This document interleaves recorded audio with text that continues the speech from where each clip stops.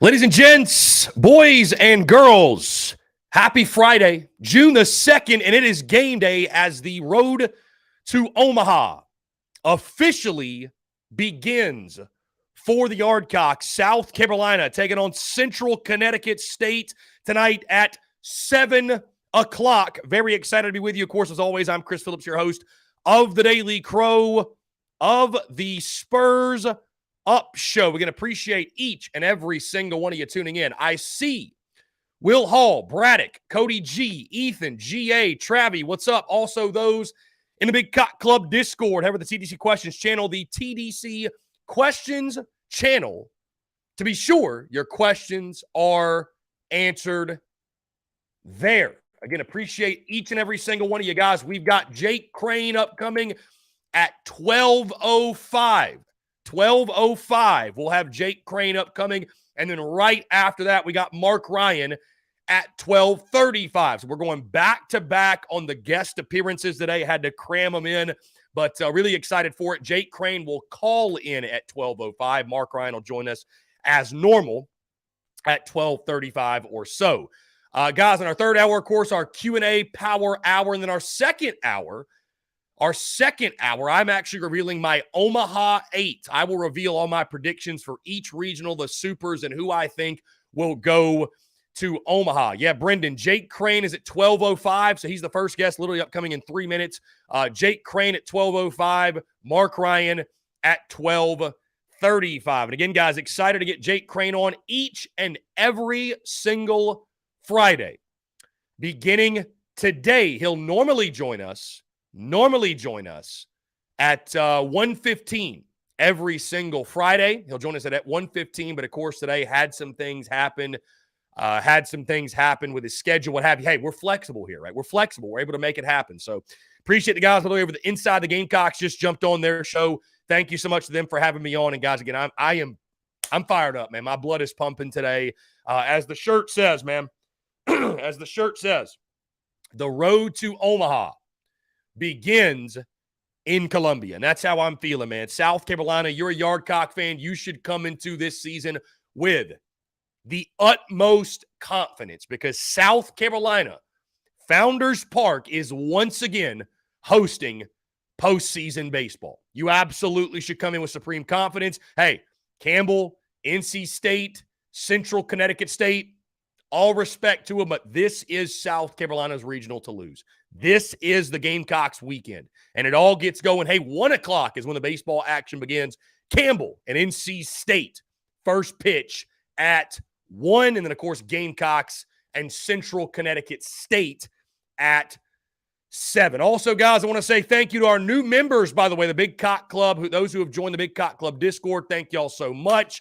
We will be streaming tonight's game in the Big Cock Club Discord. So for anybody out there who may be wanting to watch the game, you don't want to pay for ESPN Plus, hey, you just want to join the Discord. Again, we'll be all in there conversating, having a good time. Join it, patreon.com/Big Cock Club. Going to be a lot of fun, guys, and really, really excited and grateful for those who have joined the Big Cock Club. Thank you all so much for your love and support of the Spurs Up Show. Also, guys, we are currently working, just a side note behind the scenes, we are working on the new studio. The new studio is coming into effect. It's coming to fruition, if you will.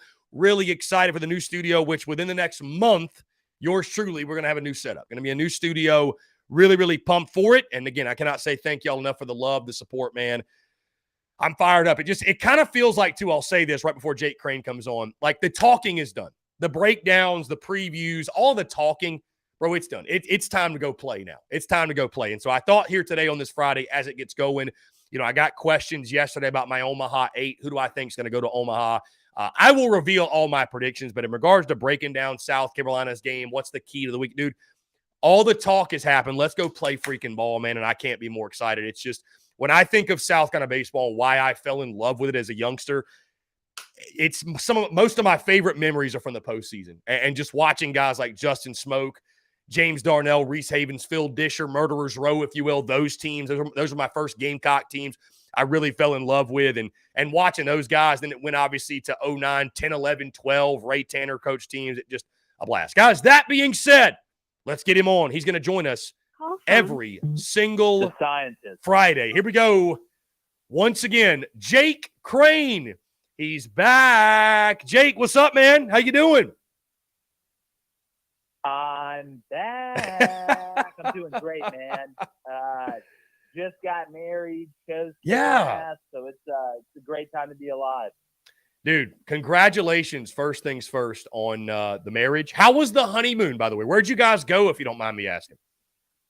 Man, we went to France. Thank you. Wow. Wow. How about it?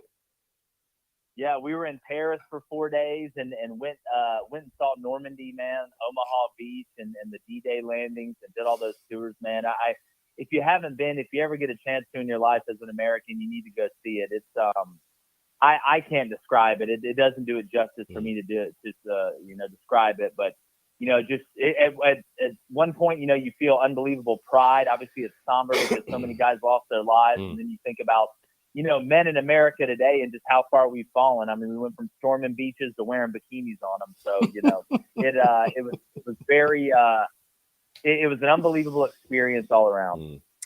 Well, Jake, let's jump right into it, man, because I was looking back. I don't think you and I have conversated since the week of the Clemson game and maybe a little bit before the bowl game. But, I mean, a ton has obviously happened for South Carolina since you and I last spoke, and wouldn't you know it, my friend, we're just, we're 92 days away from kickoff. Less than that if you talk about week 0.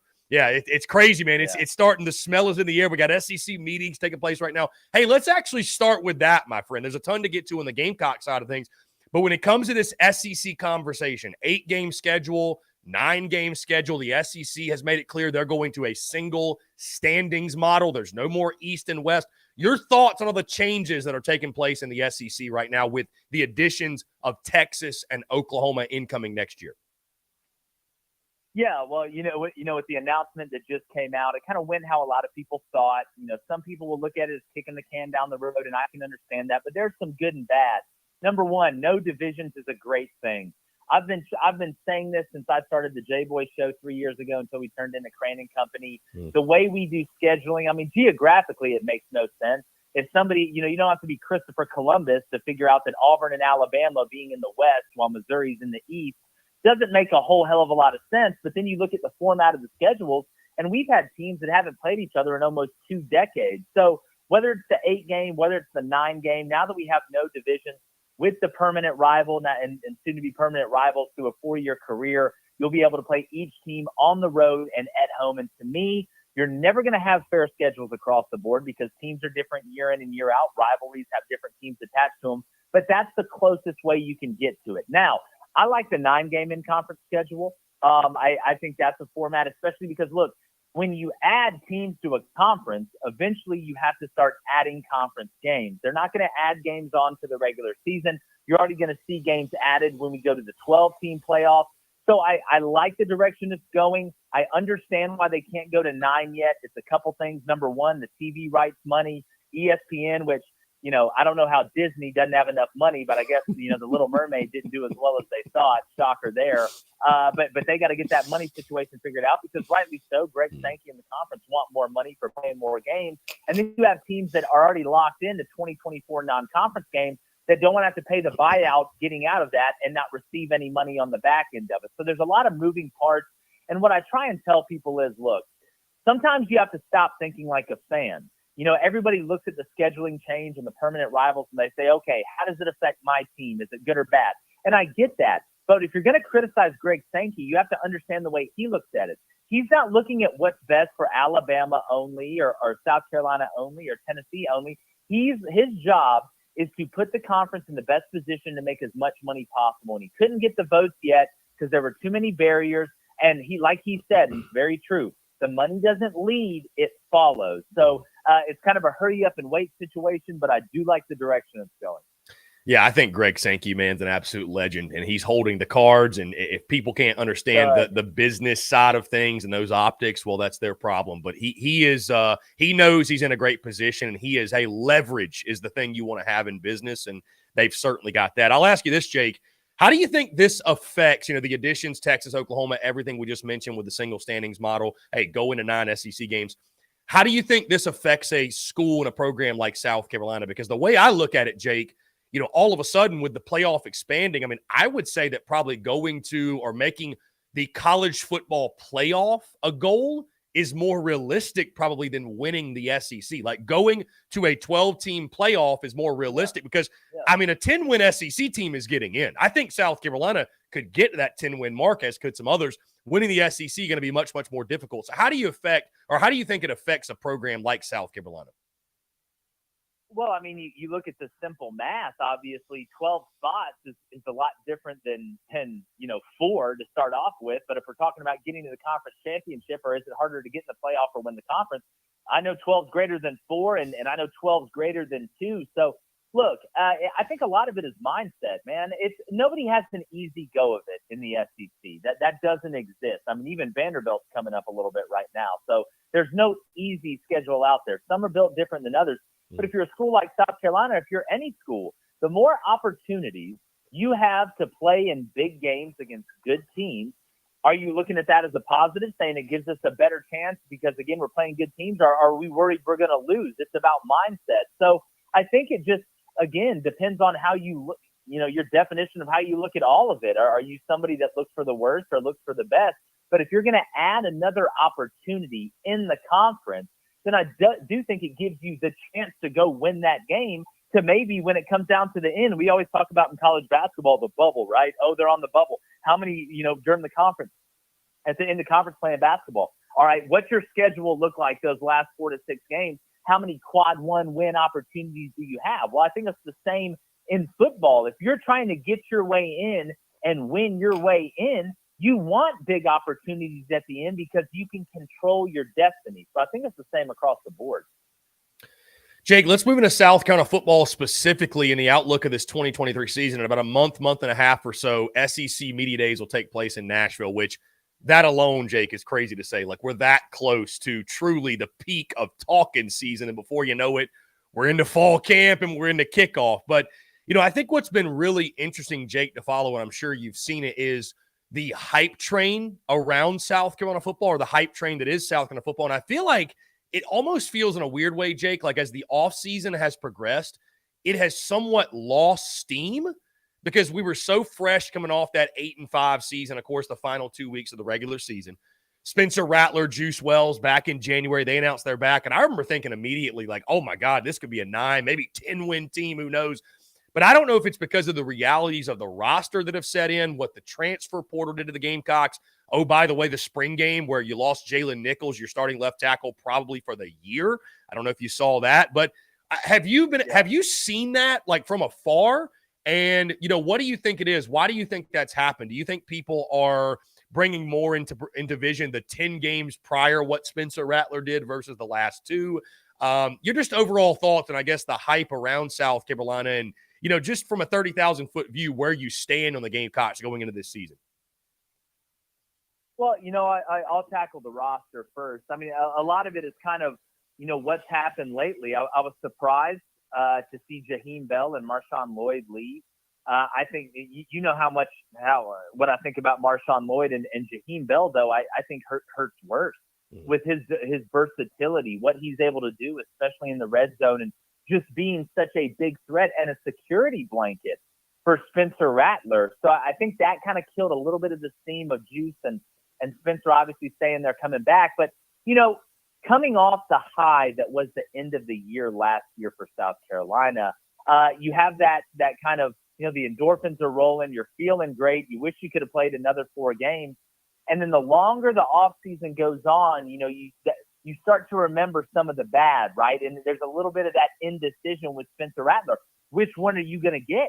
Are you going to get, first round pick Spencer Rattler, or are you going to can only be drafted if there's a World War III Spencer Rattler, like it was at some points last year? Now, I know you got, Satterfield has moved on. Shane is obviously only going to get better as a head coach. But look, this is what happens, and this is the feeling when you're trying to transition from the middle of the pack to the top tier.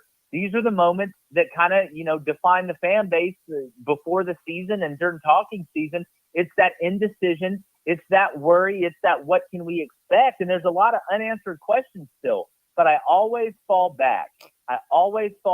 On that special teams unit being such a weapon for South Carolina. It can make up for a lot of mistakes. It can keep you in games. It affects one of the top 3 pillars of winning a football game, and that's field position and really turnovers when you look at it. So you're on the climb up, and sometimes when you reach that next hand up, that next kind of crevice is a little bit shaky, and you just got to find a way to get through it. Now, I'm not free climbing a damn thing. I'm going to tell you that, but that's just the best analogy I can think of.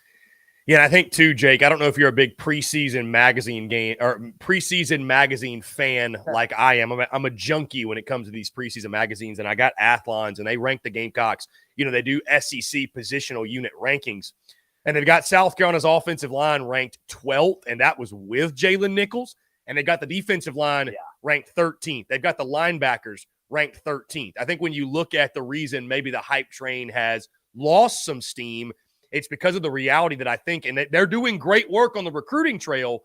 The problem is, though, all those great offensive linemen they brought in the 2023 signing class and they're recruiting for 24, they're not ready to play or they're not even on campus yet, right? So it bodes really well for a year or two down the road when these guys have been in the weight room for a couple of years. But,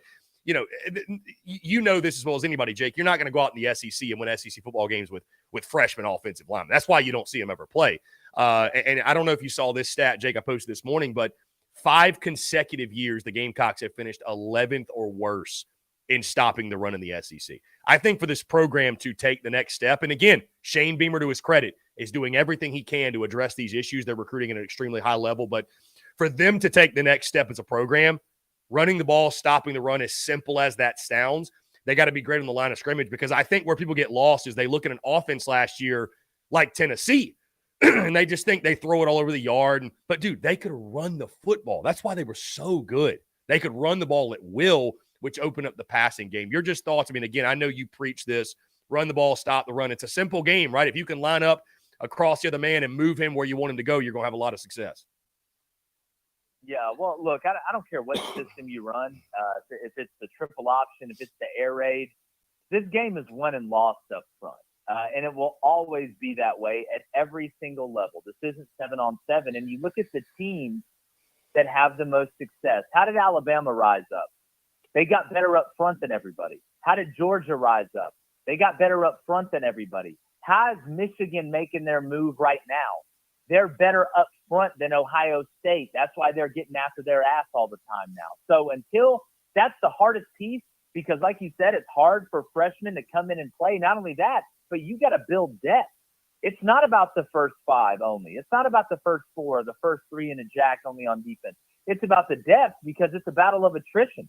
Heck, you saw that during the spring game. So that takes the longest. That's why in the transfer portal, legitimate offensive and defensive linemen are way more valuable than a skill player outside of the quarterback position. And that's why there's not many of them that go in there and number one, last long, but number 2, hop in anyway, because you see who gets drafted right after the quarterback, right? It's the left tackle or the defensive end or the outside linebacker that can do both, the hybrid guy. So that's going to be the biggest mountain to climb, and losing Nichols hurt. And we know South Carolina struggles against the run last year and just up front in general. That's probably my biggest worry.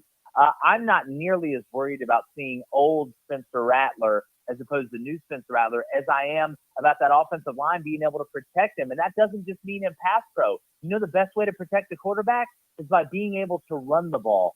Play action becomes elite. Defensive linemen, they're more worried about what's in front of them than what's behind the offensive line. So that, again, everything goes into that. Shane knows that. That would be the singular worry and the biggest question mark if I was a South Carolina fan. And we haven't started making predictions yet. I like to let fall camp go a little bit. I want to see the injuries. I want to see who wins the job at quarterback. But that's what I'm looking at with South Carolina right now, as opposed to the skill player argument. There's a lot of guys that are playing FCS skill positions that can do well in Division I. There's not a lot of left tackles playing in the FCS that can go over and start right away in the SEC and be fine. That's the difference in this league. It's up front, and it starts and ends there. Jake, I know a lot of Gamecock fans will be looking forward to your predictions after the 5-7 mark last year. I know a lot of fans, you caught a lot of hell for that, which, to be fair, we talked about this last year. To be fair, you were almost right until the last 2 weeks of the season happened. And I mean, none of us predicted that, obviously, but yeah, I was about to say, I don't think anybody got it. If I got that one right, the FBI would have showed up. yeah. Good point. Good point. You mentioned, too, the running game, man. South Carolina at the running back position, what they do there, it's going to be really interesting. Jake, the first 3 weeks of the college football season, we have kickoff times. Gamecocks will get it going under the lights in style in Charlotte, North Carolina. South Carolina, North Carolina, Spencer Rattler against Drake May. UNC has been a 1.5 or a 1 point favorite all offseason. Does that surprise you at all that UNC looks like they're going to be the favorite going into that game? No, it doesn't surprise me. I think a lot of it has to do with up front. Now, look, North Carolina is not exactly the steel curtain on defense either. I'm not going to take the spread. I'm going to take the over, whatever it is. And look, we know the Drake May hype train is in full effect, and that obviously has a little bit to do with it. But again, you've got two states that are right next to each other. They share the same last name. They're going to be hyped up. It's game one. Everybody's going in there, wanting to do their best and show out and show everybody that, if you're South Carolina, last year wasn't a fluke. If you're North Carolina, Drake May is going to have some help, but they don't have Josh Downs anymore. Phil Longo goes up to Wisconsin with Luke Fickell. So there's a lot of question marks in this game, but I expect it to be, a pretty high scoring game. I expect it to be a pretty big explosive play game. And, again, the questions up front for South Carolina and really North Carolina too, that's what's going to rue the day. Jake, this has been a pleasure, my friend. I do want to say this. I loved your piece, by the way, on Brian Harsin. Watched that last night. I would agree with you. He has nobody to blame but himself. And why would a guy ever be a victim that made the kind of money he made to not work? Dude's fake. Fraud. 100% fraud. I mean, all he wanted to do was talk about the 4th and 1 mentality and lift weights and talk about accountability, and then he treats himself like a victim. I tell you what, fire me for $8 million, please. I'm not fire me tomorrow. You know who I feel bad for? Coal miners, single mothers, people like that. Not Brian Harsin. Take your ass up to Boise, dog. We're tired of it. Jake, final thing before I get you out of here, of course, the college baseball postseason gets underway. Yeah. The tournament gets rolling, the road to Omaha. I know you and I actually texted back and forth this season about the Yardcocks. I think the last time you texted me was how hot this team was. And I don't know, my friend, I think maybe you were the jinx because I think since then they've been ice cold. No, in all seriousness, no, it gets going today. Your just overall thoughts on the college baseball postseason. I know you're a college baseball guy and just thoughts going into it. Maybe the Gamecocks' chances. What are your thoughts? I mean, again, big weekend coming up at Founders. Well, man, the greatest thing, and I love this time of year in college baseball, is the parity, man. I mean, there's so much that can happen. We know baseball. There's so many variables that go on. It's very hard to predict. And you guys regional, man, I mean, Campbell, NC State, hell, even I think y'all got Central Connecticut State in there too, right? Yep. Tonight, that'll be Gamecocks and CCSU tonight. Yeah, that's not a walk in the park, as crazy as that sounds. Now, look, South Carolina kind of, fell off the world at the end of the year, but you know what helps? A reset. It's a new season. You got to host the regional. It's all you can ask for. Did you get lucky to host? Some people will say yes. I understand Campbell's argument, not only with South Carolina, but Auburn as well. But just overall, I mean, I'm not looking at one team right now and saying, man, they're definitely going to win it. It should be craziness. I tell you what, man, I'm just being an SEC fan as well, having 8 teams be able to host. I mean, it's just an absolutely outstanding situation. You had 2 schools in y'all state with South Carolina and Clemson, who I know is not in the SEC, hosted. We had 2 in our state with Auburn and Alabama. There's going to be some great baseball and a lot of runs scored. And, man, we're gearing up to see who goes to Omaha, but it should be a lot of fun. Jake, 8 SEC teams hosting, 10 in the field. And in my bracket, I've got 5 SEC teams going to Omaha, which I'll reveal later in this show. Jake Crane of Crane & Company. Jake, I'm really looking forward to it. Excited to have you on each and every single Friday. Thank you so much for doing this. I know our audience loves having you on, and they appreciate hearing from you, and it's going to be electric, my friend. I can't say thank you enough. Man, it's always fun. Great to be back. Love being able to talk with you guys, and let's get it going. Yes, sir. We'll talk next week. I appreciate you, Jake. Take care. All right, buddy. See you. Great stuff from Jake Crane. What a legend. Guys, we're going to jump into a quick break. On the other side, we're going back-to-back with the guests because we got my good friend Mark Ryan upcoming on the other side. You're tuned in to the Daily Crow. Attention all Gamecocks seafood lovers. Are you tired of searching for the freshest seafood in town? Look no further than the Carolina Fish Market, your go-to destination for the finest and most flavorful seafood in the Carolinas and beyond. Introducing the new Carolina Seafood Subscription Box, a culinary delight delivered right to your doorstep. Each month, you'll receive a carefully curated selection of fresh local seafood sourced directly from the waters of the Carolinas and beyond. From succulent shrimp to mouth-watering grouper to flounder or tuna and everything in between, their subscription box brings the ocean's bounty straight to your Gamecock kitchen. What sets the Carolina Fish Market apart is their commitment to quality and sustainability. They work closely with local fishermen and women who use responsible fishing practices, ensuring that every bite you take supports both your taste buds and our precious marine ecosystems. They've even won Best Seafood 5 out of the last 8 years. But that's not all. They're offering free shipping to all TSUS listeners on every Carolina Seafood subscription box, making it even easier for you to indulge in the flavors of the coast. Experience the convenience and joy of having fresh seafood delivered right to your door without any of the hassle. Don't miss on this incredible opportunity to elevate your culinary adventures with the Carolina Fish Market's Carolina Seafood Subscription Box. Join the seafood enthusiasts across the nation who are savoring the taste of the Carolinas, one delectable bite at a time, and just in time for Father's Day. Visit their website today at carolinafishmarket.com. That's carolinafishmarket.com, and embark on a seafood journey like no other. Freshness, flavor, and convenience await you. Order your Carolina Seafood Subscription Box now and use the promo code SPURSUP, that's SPURSUP, for $10 off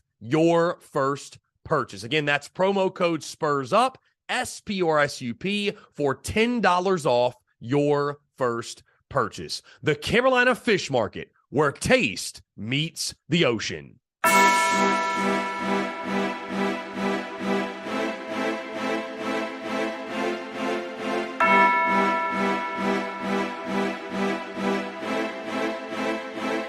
Muscle Dougie, ho.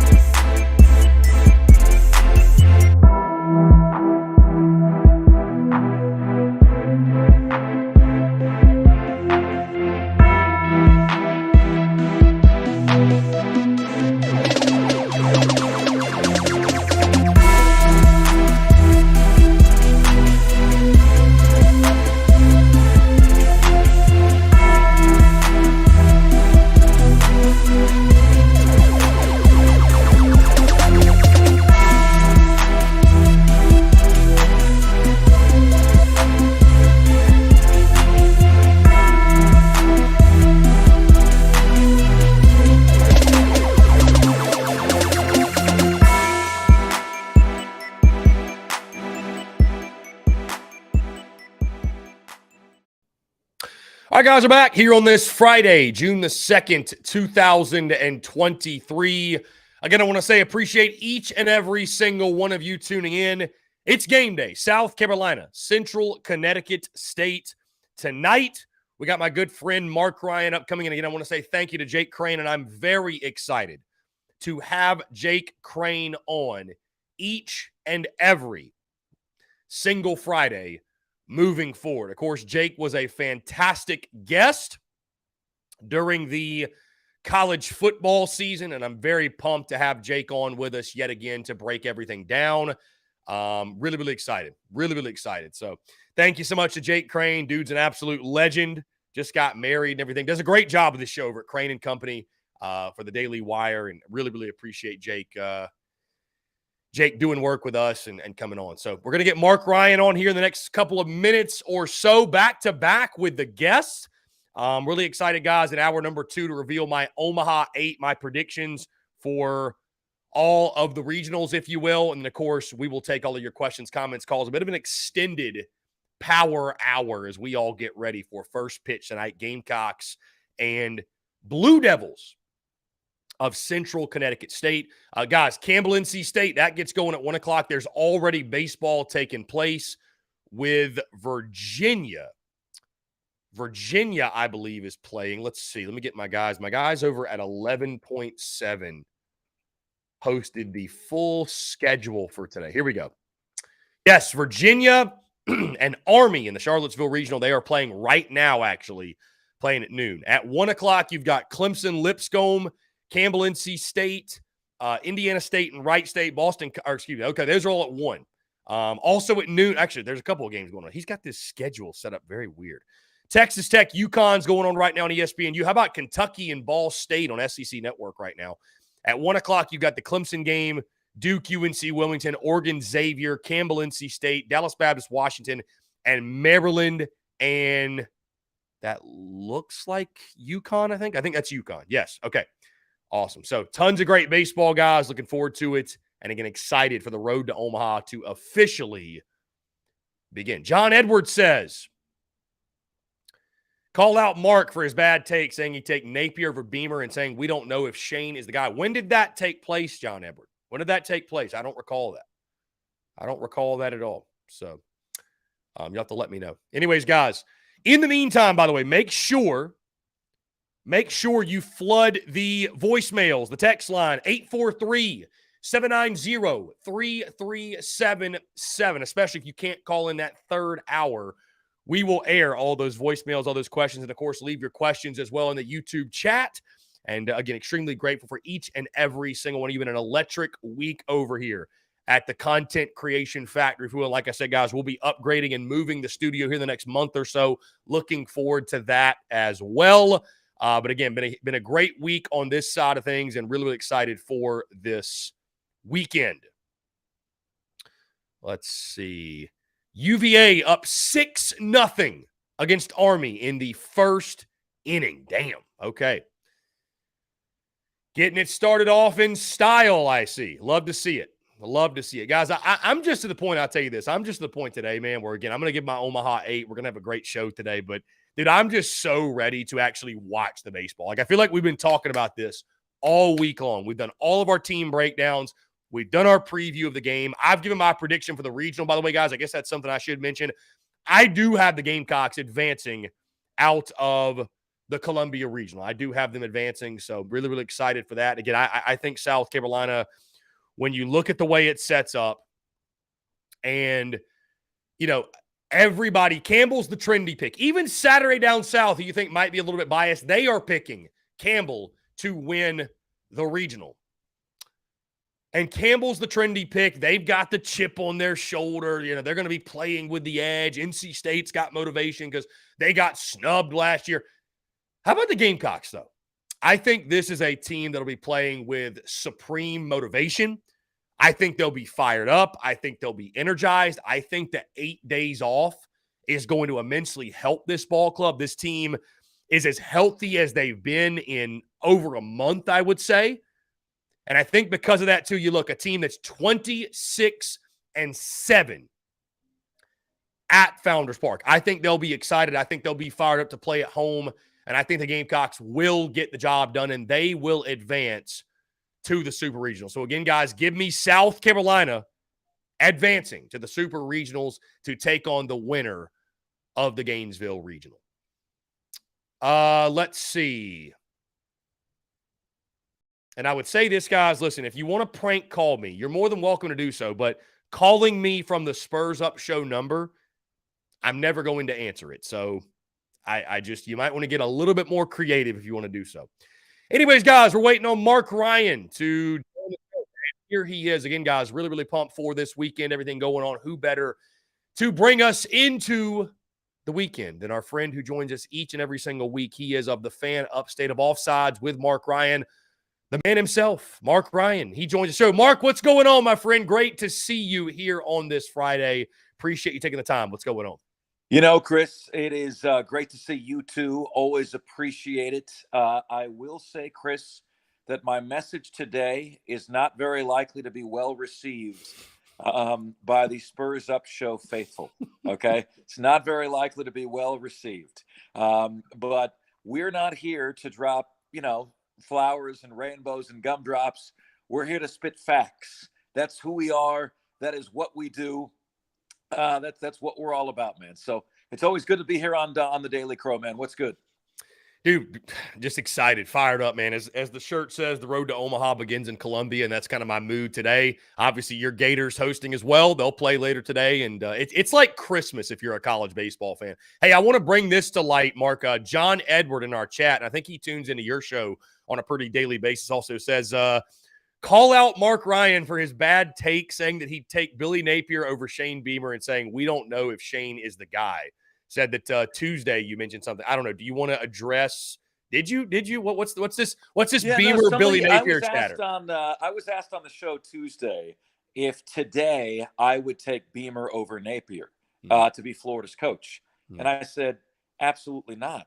Like if you were Florida, Chris, would you take Beamer over Napier to be Florida's coach? What do we have on Napier versus Beamer? Beamer, what we know is that he seems to have elevated the floor at South Carolina, Chris, but we don't know where the ceiling is. We still have a far greater body of evidence for what Napier has done as a head coach than Beamer. Now, I think Florida is headed for an implosion this year in terms of the football program. I picked up Athlon's college football preview magazine, Chris, and unlike all the analytics models, which seem to really like Florida, I'm totally in line with what Athlon is saying. Athlon has Florida 49th with a record of 5-7 this year. And despite that, Chris, I still would not be convinced that Billy Napier is not the guy. This is where the roster is today at Florida. So I'll ask you, Chris, who has a more established resume as a head coach, Napier or Beamer? I mean, Napier just out of pure experience has more. Yeah. And to your point, and I'll say this, and I think Gamecock fans may scoff hearing me say that, but we all said when Shane Beamer was hired, it's a very unique job and you needed to think outside of the box and make a unique hire. Well, that does not apply to the University of Florida. They don't need to think outside of the box. Florida is what Florida is. They have great tradition. You don't have to jump over the hurdles to win big at Florida like you do at South Carolina. That's why everybody knew Will Muschamp was a bum, because it's like, well, if you can't win at Florida, how in the world are you going to win at South Carolina, where it's harder to win? It's unbelievably harder to win big. So, yeah, to your point, I mean, again, I would not sit here and say that Shane Beamer, you could just stick in any job and he's going to have massive success. Because again, to your point, year one was viewed as a massive success. You go 7-6 and win a bowl game. That's a terrible season at Florida. I mean, they just call it for what it is. The expectations are different, right? Winning 8 games in year 3 will be viewed as a massive success at South Carolina. I don't think going 8-4 year 3 at Florida is going to be viewed, you can correct me if I'm wrong. Like, I don't think it's going to be like anything to celebrate, if you make sense. So, Chris, it's a different beast. It's a different beast. You know what I mean? So, yeah, Chris, I'll tell you this. Florida fans are going to have to get over their lack of patience here. I don't know what your game day experience is like, Chris, but for me, I'm on a group text with a bunch of my Florida buddies, right? Every Florida game day. And I said to them, I said, if Napier goes one game better every year, if he goes 6-6, 7-5, 8-4, and all my friends said fired in year 3. Like, and I'm like, what? But do you understand where the program is right now? You know, when was the last time Florida had a successful head coach? Ready? Urban Meyer. That was the last time they had a successful hire. Since then, it's been Will Muschamp, Jim McElwain, Dan Mullen, Billy Napier. You got to give them time. And Chris, I'm telling you this right now. There's a lot of folks that are going to jump off of the Billy Napier train, Florida fans, non-Florida fans. And I'm telling you, Florida's going to head for an implosion this year. It's going to be ugly. They're going to hit rock bottom. And sometimes in life, hitting rock bottom is exactly what you need to do. The receipts are going to be due from all of the bad recruiting under Dan Mullen this year. And to me, that does not mean that Billy Napier's not the guy. I think Florida is likely to have a losing record this season. Well, Mark, if it makes you feel any better, and you're a college football junkie like me, so you love preseason magazine season, I actually picked up a copy. I've got Athlon. I also picked up a copy of Lindy's magazine. They've got the Gators finishing 4th, ahead of Kentucky, ahead of Mizzou, ahead of Vandy. So I think they're actually a little bit higher on Florida. Wait a minute, you want me to celebrate the Gators finishing 4th in the East? I'm just giving you like they maybe are actually even higher on Florida than you are. So they also have the Gamecocks finishing 3rd in the East, and I think they're higher on South Carolina than probably any other publication you're going to find. They speak on the Gamecocks in an 8 or 9 win manner even. So, Mark, we got plenty of time to talk football, and of course, I want to get into this SEC stuff and the 8-9 game stuff, but hey, college baseball in the state of South Carolina, man. South Carolina, Clemson, Coastal Carolina are all hosting. Your thoughts before we dive into the Gamecock specific side of things. What a great weekend for the Palmetto State as a whole. Obviously, again, in your position, you talk about the entire Palmetto State. What a great weekend for the state of South Carolina to have 3 regional hosts, and especially when you think about like the size of the state of South Carolina, and you know we hear that a lot, but to have 3 regional hosts is a huge victory for the state as a whole. The state of North Carolina has the greatest number of teams in the regional. The state of South Carolina has the 5th most teams in the regional, Chris. And for a state that is only 21st in population, that's incredible. Okay. And so and to be fair, Chris, you like to see that because college baseball here, to a guy that has moved 18 times and has lived everywhere, is more popular than it is anywhere else that I've ever lived. You know, I've lived in 7 states. It's more popular here than it's been anywhere else. So to see that popularity rewarded is cool. Now, Chris, I got to be real with you, man. Anybody who is not a Gamecock fan, okay? And I'm not a Gamecock fan, but I typically in football root for the SEC, so I root for, the Gamecocks. Anyone in this scenario who's not a Gamecock fan is rooting for Campbell, okay? Self-included, okay? Self-included, because Campbell was bent over and robbed. And before anybody hits me with, but the analytics say, but the RPI says, you guys benefited from bogus analytics in football last year. And you might benefit from bogus analytics in football this year. The analytics don't like you. The analytics are saying you're going to go 5-7 this year in football. Now, I don't believe that, okay? But you can't point to the analytics in baseball. No, Mark Ryan, RPI is 8. RPI is, you can't point to that and then crap on the analytics in football.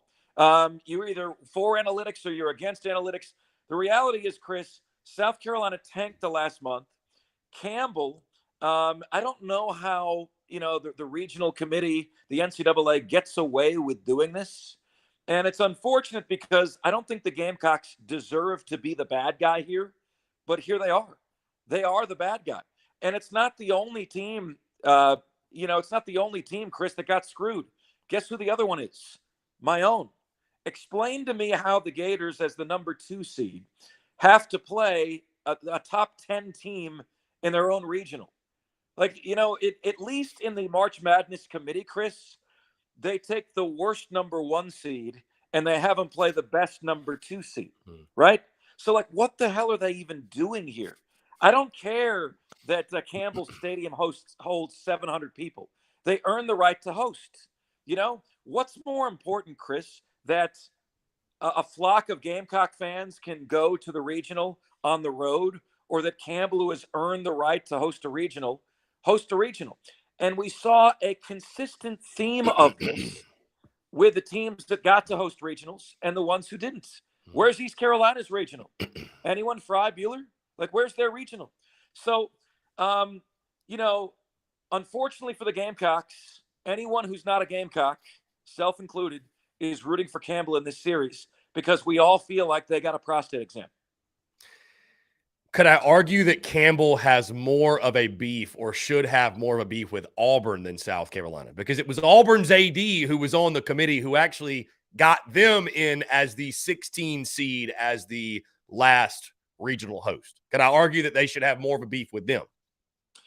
Chris, there's a beef with a lot of people, but you know, I think, you know, I think Connecticut not hosting a regional is beef number 1.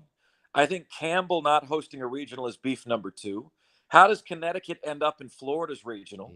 Boston College also, who's in Auburn's regional. Yeah, they were right there. It's so I like, you know, I want to make it clear, but at the same time, Chris, you know, we have a propensity to root for the underdog in life, and there's going to be a lot of Gamecock fans that, when South Carolina wins this regional, Chris, and I think they will, are going to be saying, well, that Mark Ryan guy, we showed him. He said Campbell should have hosted a regional. Yeah, morons. Home field advantage in a regional is massive. And the home field advantage at Founders Park, everyone knows, is one of the best in all of college baseball. That's because of the advantage that Gamecock fans give them. You're great baseball fans, but that doesn't mean that you would have won a regional at Campbell. Home field advantage is massive in these settings. And I do think South Carolina will win, but I will be pulling for Campbell, and pulling for Campbell hard, because not only are they the little engine that could story D's, Chris, but they got hosed and they got screwed. And in your heart of hearts, you and everyone in this chat knows I'm right. Mark, to your point about how big home field advantage is when it comes to making Omaha, since 1999, which is when this format all started, the number 1, so regional seeds, right, 1 through 4, the number 1 seed, aka the hosts, have made it. 74% of the teams that have made it have been the 1 seed. Just 16% were the 2 seed, 9% the 3 seed, and 1% the 4 seed. So your odds of making it to Omaha go from 16% to 74% versus being the 2 versus the 1 host. So hosting is a very, very big deal. So the Gamecocks just got, a 50% increase in their chances of making it to Omaha. So you mentioned you think the Gamecocks will win this regional. Obviously, again, Campbell's the trendy pick. I think NC State's a team that's interesting. You know, we saw a team like Ole Miss last year make a run who was very slept on coming in. They were below 500 in their own conference. NC State is that similar team. Their numbers really pop out. I mean, they hit 297, have a 4.37 ERA. And then even Central Connecticut State is a 4 seed. The Gamecocks play tonight. They don't have the roster of an SEC team, but they do have some dudes. But you mentioned you think the Gamecocks will advance. Why? What stands out to you? What do you think will click for South Carolina this weekend that maybe hasn't clicked over the last couple of weeks? Well, I'm going to answer this, Chris, but then I have a follow-up question for you, and that is, how does South Carolina find themselves again? Because it was a month ago, Chris, on this very show where I shared with you and your audience here that if South Carolina had home field advantage throughout the postseason, they would be my pick to win the national championship. Okay? If you're playing at Founders Park, a month ago, I didn't feel like South Carolina lost, right? And I'm still really seeking explanation for the 5-13 spell that existed post the Florida series. You know, I'm still seeking an explanation for that. I don't understand for the life of me how the Gamecocks host a regional after crapping the bed in the SEC tournaments too. But playing at Founders Park in this setting, is if there's any chance for them to find themselves and recapture their form of early season, this is their opportunity to do just that.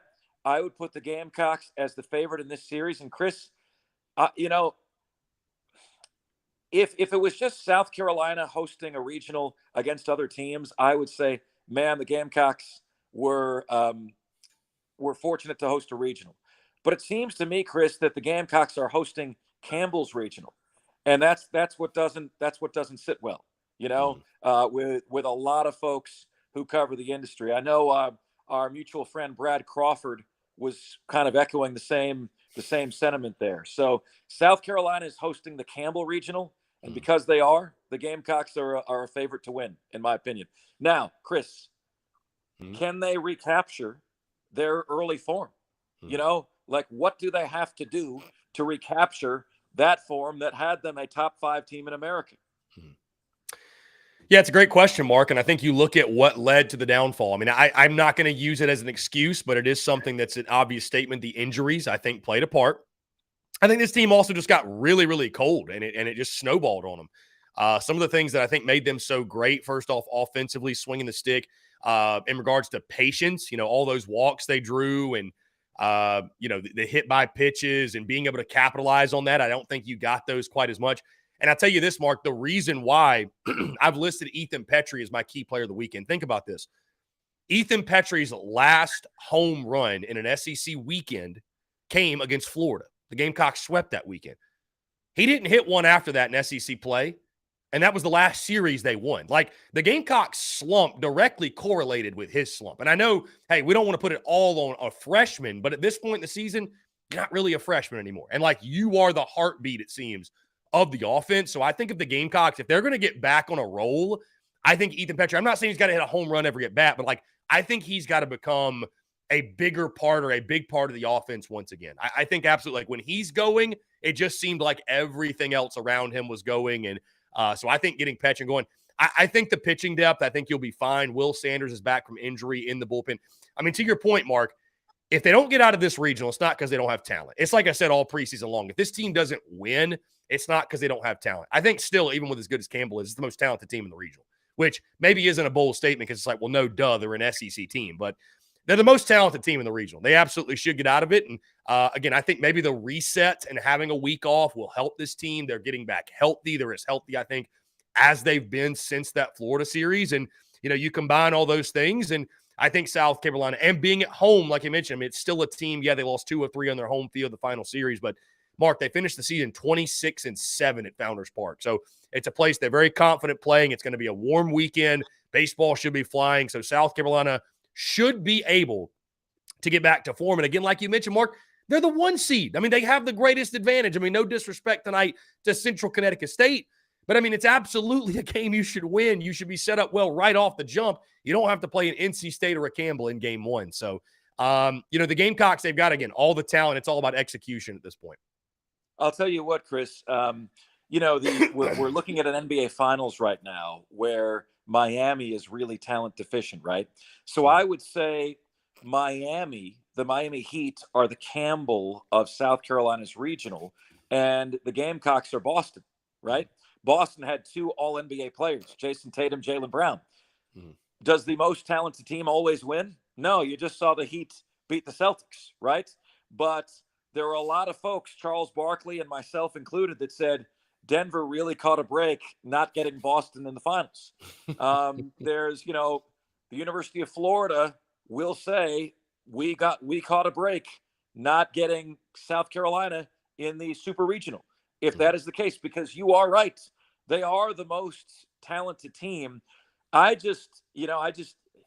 have a fundamental problem with a team going 5-13, not being ranked in any of the polls, and a regional being ripped away from a team because of something they can't control, which is their athletic department's budgets.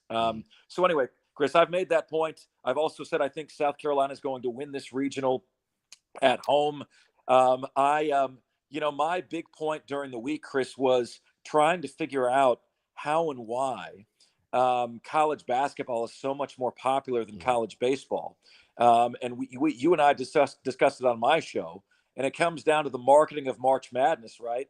Where people that are not college basketball fans are all doing brackets in their office. That they don't even know who these teams are, and everyone's doing a bracket. Well, where is the marketing for college baseball, who has a postseason every bit the equal of March Madness? It's just not as popular. Yet you look, Chris, at the television ratings, and the Final Four gets a 10, and the College Baseball World Series gets a 1. Well, look at the ratings history of the World Series versus the NBA Finals. The World Series historically destroys the NBA Finals. So it's not that basketball is more popular than baseball in this country. College baseball has a serious visibility issue. 72% of Americans, Chris, do not stream sports. Okay, 72%. And only 14% of Americans above the age of 35 have more than one streaming service. Why am I mentioning this? Because Clemson and South Carolina's opening games are not on broadcast television, which is a damn crime. Can you imagine for a moment, Chris, that Coastal Carolina, South Carolina, Clemson are all in March Madness, and you got to stream the game? What are we doing here? Why is March Madness so much more popular than the College Baseball World Series? Yeah, like we talked earlier this week, Mark, under televised, under marketed, and I mean to your point, the streaming thing with ESPN Plus and ACC Network Plus and all the different channels, it really just screams to, again, the way that the sport is not given the same light, I guess you could say, as March Madness. But Mark, to your point again, you mentioned South Carolina. You've got winning the regional. The Coastal Carolina Regional, the Clemson Regional. Give me your 3 winners. I know you already mentioned South Carolina, but of the 3 regionals in the state of South Carolina, who are your 3 winners in those? I got 3 Carolina teams going to the Super Regional, man. I got 3 going to the Super Regional. A clean sweep. Yeah, I got 3 going to the Super Regional, man. And I know you're going SEC Tennessee over Clemson. I just think current form, Chris, matters so much. For 80% of the season, to compare the Clemson to Gamecock baseball would be laughable at Clemson. In the last 20% of the season, it's laughable to compare the Gamecocks. These two teams have flipped the switch in the opposite direction, right? And for Clemson to win the ACC tournament, Eric Bakich, the buy-in that he's gotten, man, and I'll tell you, we've had him on our show, Chris. You listen to him speak, you're buying what he's selling. But I'll tell you something else, Chris. We've had Landon Powell on the show every single week. 2 days ago, Wednesday, we had Landon Powell on. I opened up the interview, Chris, by saying to Landon, I said, Coach, I can't go a day without somebody asking me, are you going to be the next coach of the Gamecocks? I can't go a day. And I said, you're about to play in the World Series for the second year in a row at the D2 level. And I'm excited for you. And I'm not going to hit you with that. I just want to congratulate you because I can't go a day without somebody asking me that. All right. So, Chris, let's go back to where we start. Let's go back to our roots. I said the season is a failure for the Gamecocks if they don't make the College World Series, if they don't make Omaha. I believe you said it's a failure if they don't make the Super Regional. Okay. If the Gamecocks do not make it out of the regional, it's time to make a change, right? Yeah. I mean, I literally proclaimed it yesterday. If they don't make it out of the regional, Mark Kingston should be gone by Monday. So, I mean, it's that simple. Yes. And I'm going to, and I think there's still some Gamecock fans that'll even if they make the Supers, they kind of have your mindset. If they don't make it to Omaha, he should be gone. At the, I don't want to be hypocritical. So I said in the preseason, Super Regionals are bust. If they make it to the Supers, and I think it's a quality regional, you navigate your way out of that. You've accomplished something. But, even then, I think there will be conversation being had because how do the Super Regionals go? Do you face off against Florida again? How does that series go? So, we take these things one step at a time. But to your point, Mark, I mean, there's so much pressure on this weekend because, again, if they don't make it out of the regional, and again, I don't give a damn what you think about Campbell, NC State, Central Connecticut State, whatever. They don't make it out yet. South Carolina should 110% make a change. It'll be unacceptable. When you think about the type of season they had, the collapse down the stretch, it'll be obvious it's time to make a change. So, without a doubt. I agree with you completely, man. Hey, There's nothing wrong with having standards. Yeah, It's time exactly. that the football fans have the standards, right? Success is success, Chris. We all know the reality. A B grade in some households is met with a celebration. A B grade on a report card for a kid in other households is met with a spanking, right? And it's time that the Gamecock fans give a B grade a spanking, right? It's time. You Yeah. know, all Yep. you got to do is elevate your own expectations, right? We don't throw celebrations for a B. You don't do that. So have high expectations, hold your team to those expectations. Chris, like people think you and I are these big hard asses. The reality is, you and I, man, do not ask anything of our teams that we don't also ask of ourselves. Are we not two of the people that are hardest on ourselves of anyone you know? When I have a show that I don't like, Chris, I'm miserable. My wife can tell you that. Like I'm miserable. Like and it's like the next show is guaranteed to be great because of how pissed I am that the show didn't go the way I wanted it to. I don't hold the Gamecocks or Clemson or Florida to any standard that I don't hold myself to, right? And you should have high standards in your life, right? Right? Yeah, absolutely. So I mean, Yeah, I agree. let's honor that. Yeah, Let's honor no, I that. agree. Have high Chad standards, have high Holbrook. expectations. Yeah. And if you're a Gamecock baseball fan, go get it. Win Yeah. your regional. You should. Yeah, Chad Holbrook was fired for much less. The previous head coach, I'll say that. Mark, last thing before I get you out of here, I appreciate you taking the time, and thank you, by the way, for being flexible with your schedule. Sure. 8-game, 9-game SEC schedule, the single standings format, if you will, no more East and West. Your thoughts on just the changes happening in the SEC with Texas and Oklahoma joining the league and how it affects the Gamecocks, and I mean also the Gators. You feel that as well? Just all the changes happening. Do you like it? Do you dislike it? And then the 8 versus 9 conference game argument. I think Mark Stoops is a wuss. He's a freaking wuss. And for this guy, explain to me how Eli Drinkwitz can be okay with a 9-game conference schedule and Mark Stoops isn't. And you know why he's not, Chris? Because they play Eastern Illinois and Youngstown State and Western Kentucky in their non-conference schedule so they can get to 8 wins every single year. Their path to success, Chris, is to go 4-4 in the SEC and 4-0 in their non-conference, and they play cream puffs. And Mark Stoops said, well, wait a minute. We already have a ninth Power 5 team, okay? We play Louisville, okay? And so what are we going to do now? Do we got to drop our rival? Do we got to – no, be a man. And Nick Saban thinks you should be playing all Power 5 teams, right? What a wuss.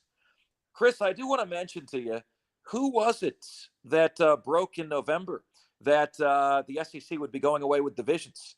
I was sitting listening to Greg Sankey speak in Greenville, and he goes, I'm going to bring you guys into the cutting room floor. There's really a lot of momentum toward getting rid of divisions. And I'm like, I tweeted it out. It went viral, Chris. And then this is true. I had 2 different executives from the SEC offices DMing me angry that I had shared that because they're like, this is not breaking news. And I'm like, well, do you see the virality of this? It's obviously breaking news because no one else knew this, right? No one else knew this was a thing. So what I'm most interested in, Chris, is how is this going to work? In 2024, 8 games, but no division. So who is everybody playing, right? Who is everyone playing? Like, do you know who the Gamecocks are playing? I do not, but we will get that answer June the 14th, apparently, in a special aired on SEC Network, where we will find out who everyone is playing. So who knows, man? It's going to be a lot of fun. But I will tell you this, and it takes me to this point, though, Mark, and I think you'd agree. All of a sudden now, I think for South Carolina specifically, going to the college football playoff becomes a more realistic goal than winning the SEC. When you talk about adding in Texas and OU and going to a single standings model. Would you agree or disagree? 100%. And the other thing, Chris, is all I want is for the scheduling model to be equitable. That's it. When they're talking about these, you're going to have 3 permanent opponents.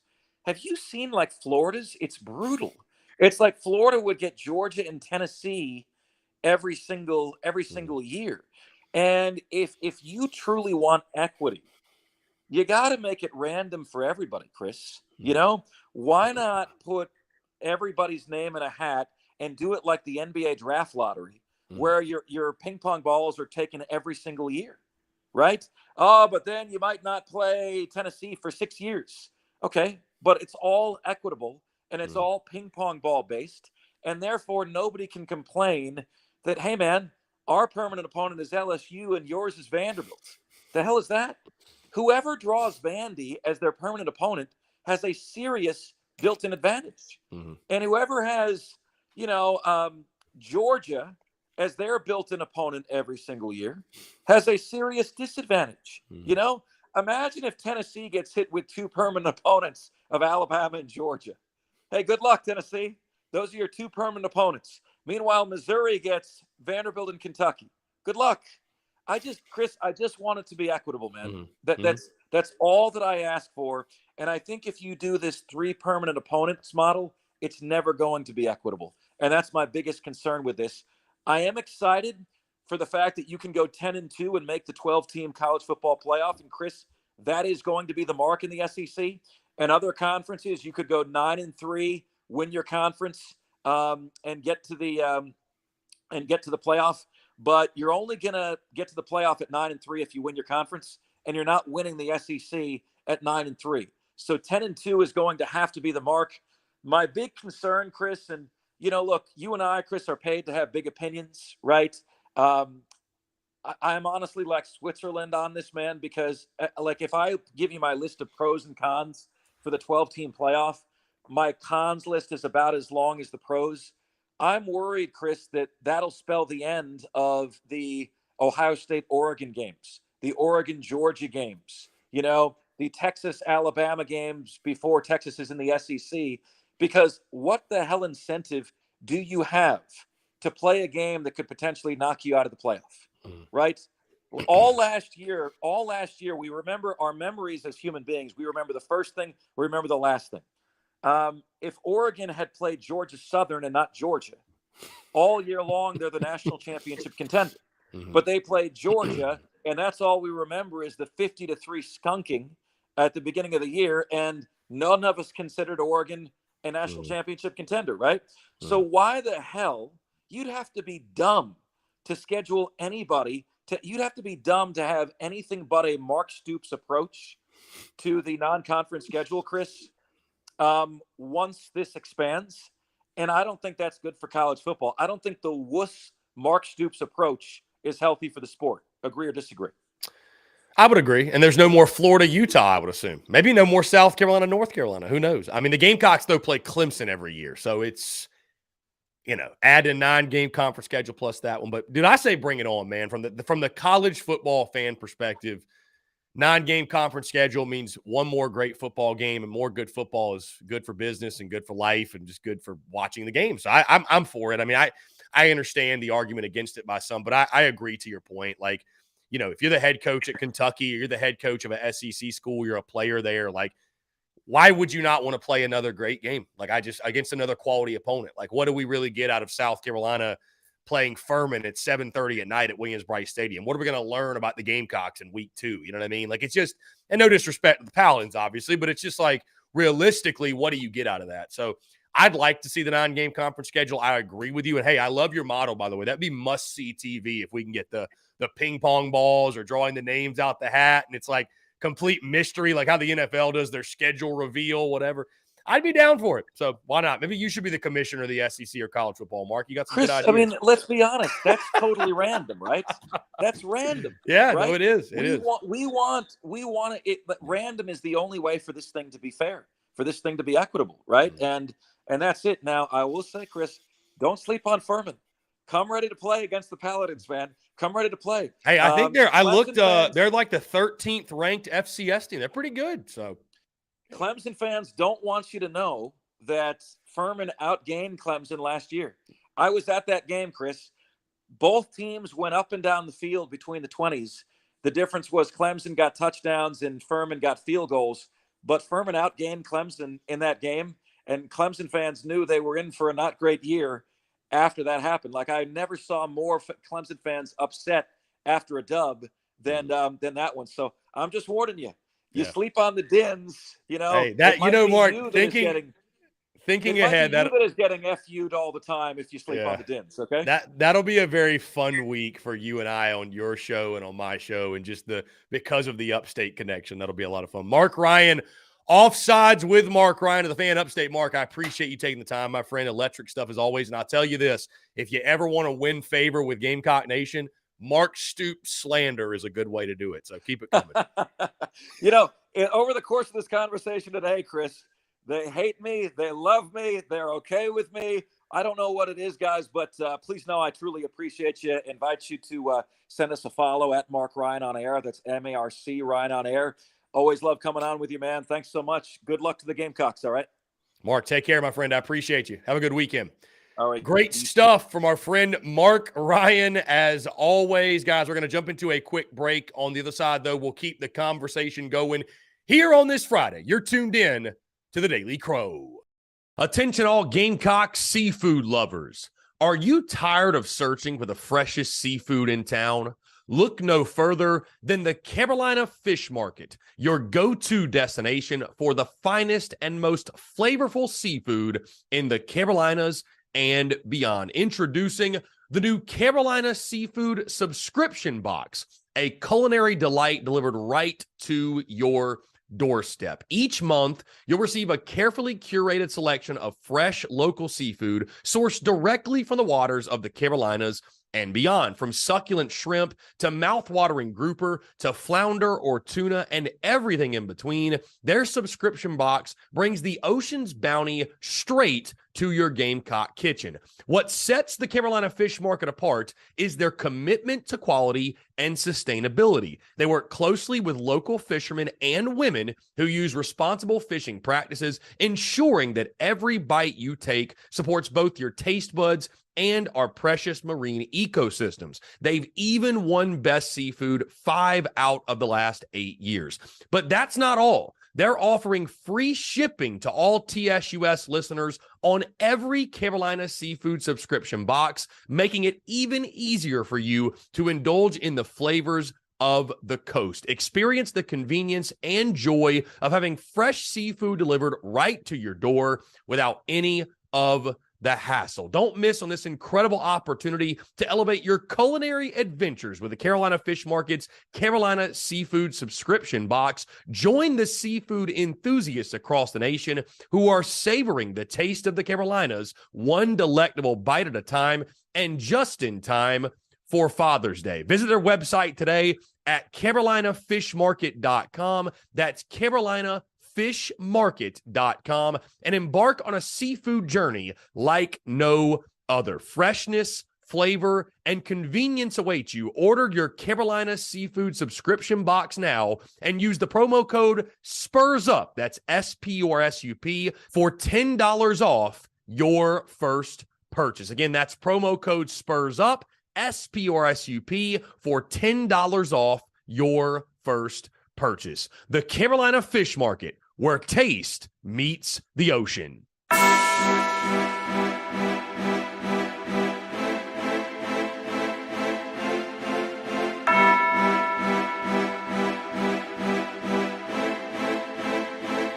Muscle Dougie, ho.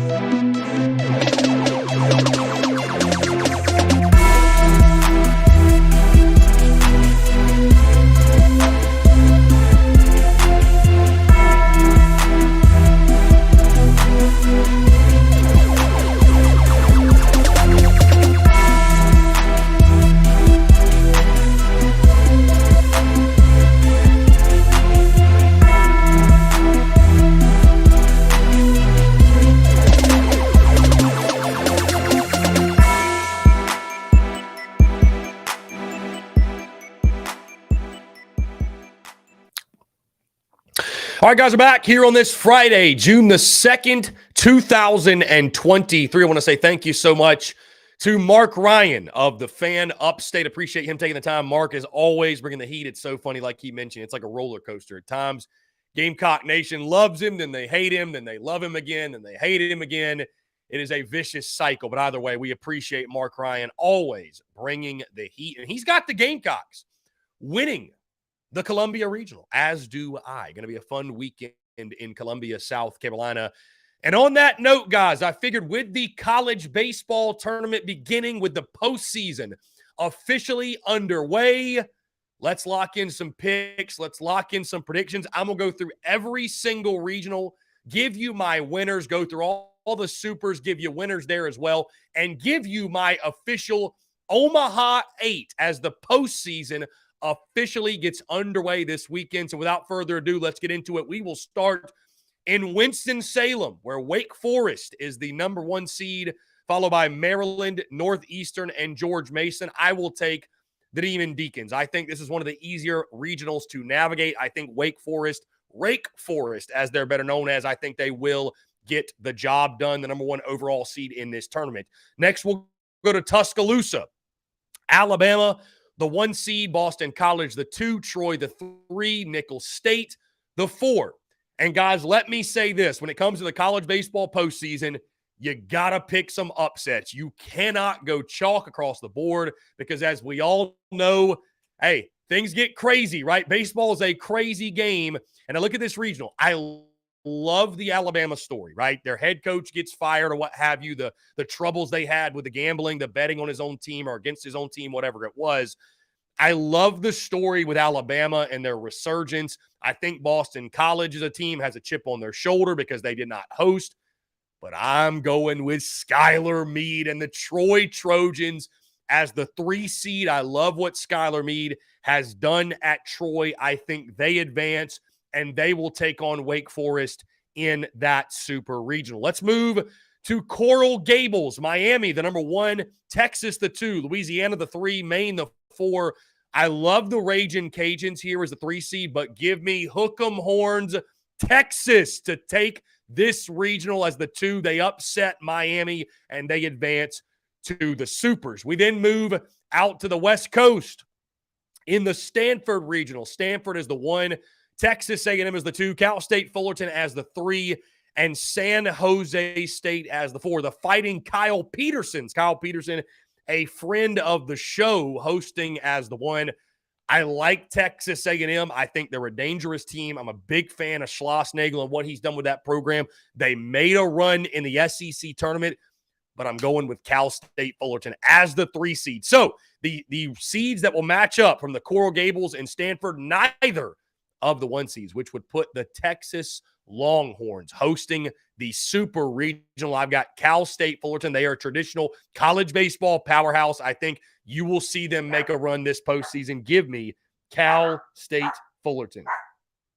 We got the puppies freaking out. The rally puppies are going crazy in the studio. Rally puppies going crazy. What is it?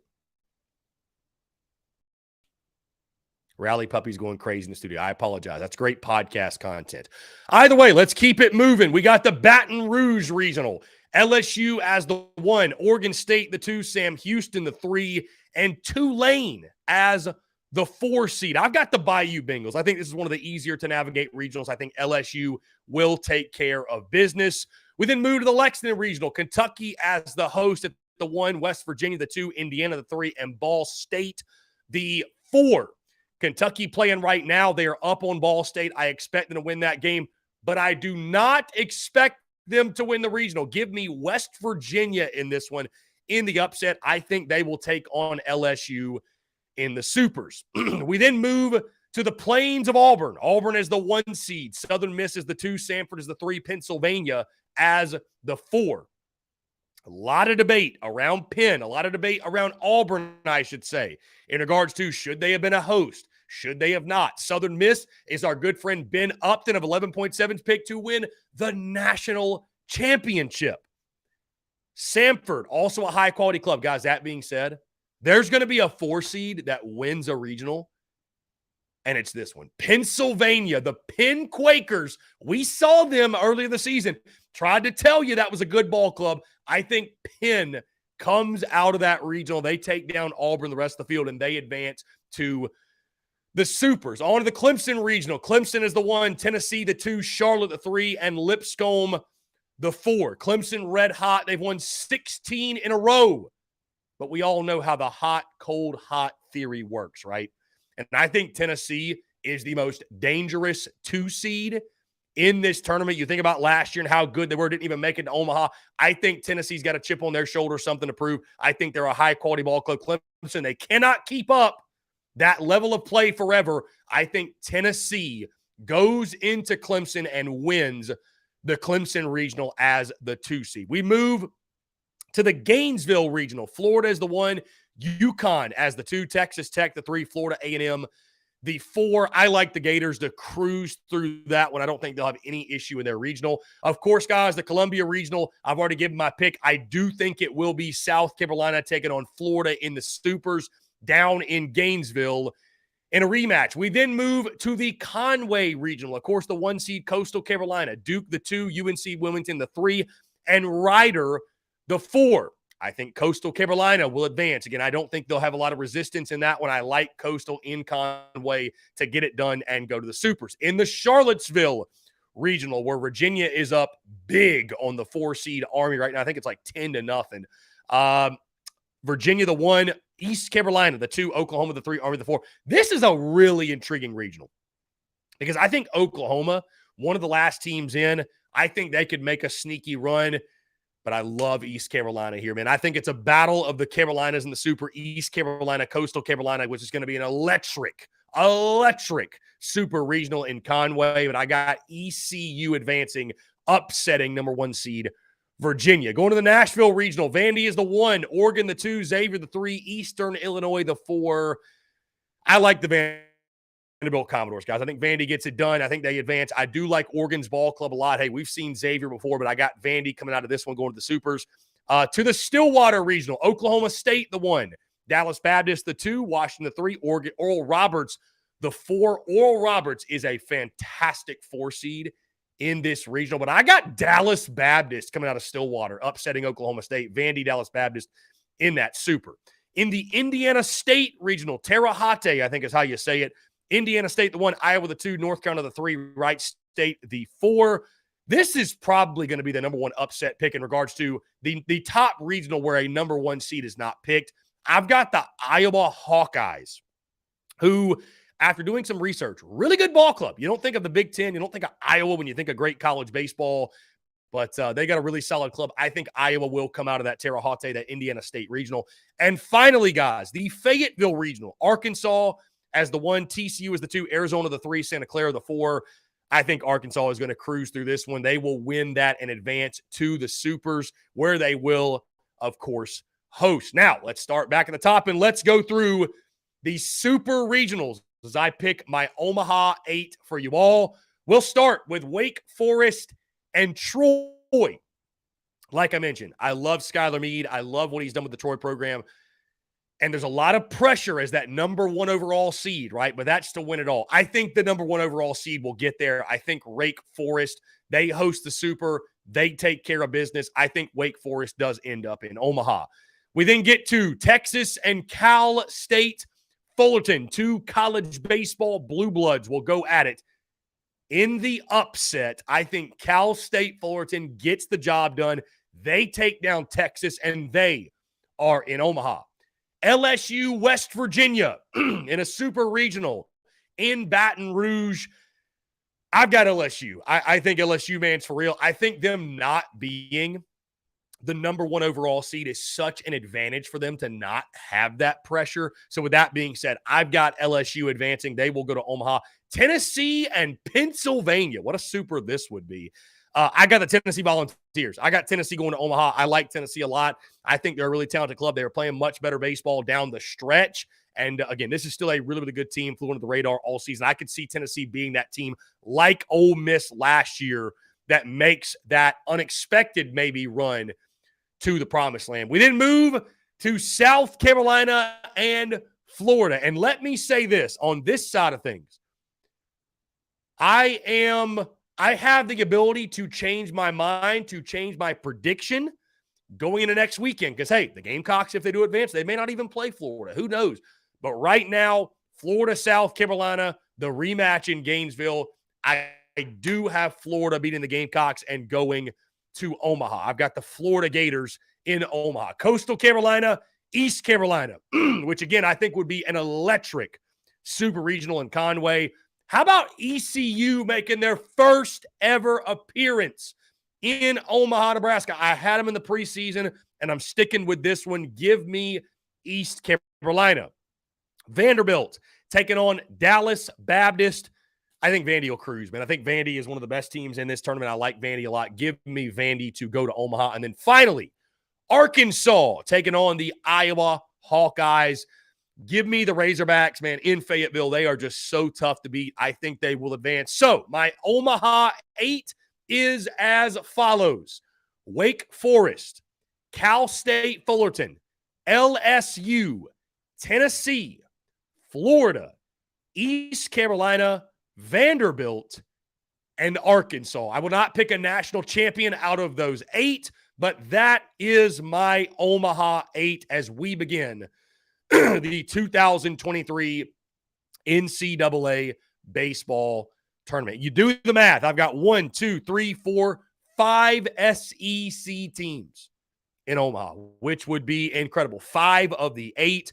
I think the SEC, again, a conference that is hosting 8 regionals, got 10 teams in the tournament. I think half of those will end up in Omaha. So again, guys, my Omaha 8 going into this postseason: Wake Forest, Cal State Fullerton, LSU, Tennessee, Florida, East Carolina, Vanderbilt, and the Arkansas Razorbacks. And I tell you this, maybe, just maybe, I could change my predictions by next weekend if the Gamecocks do advance, if they take on Florida, or if it's somebody else. Who knows? But I think when you go into these predictions, man, you got to make some crazy upset picks.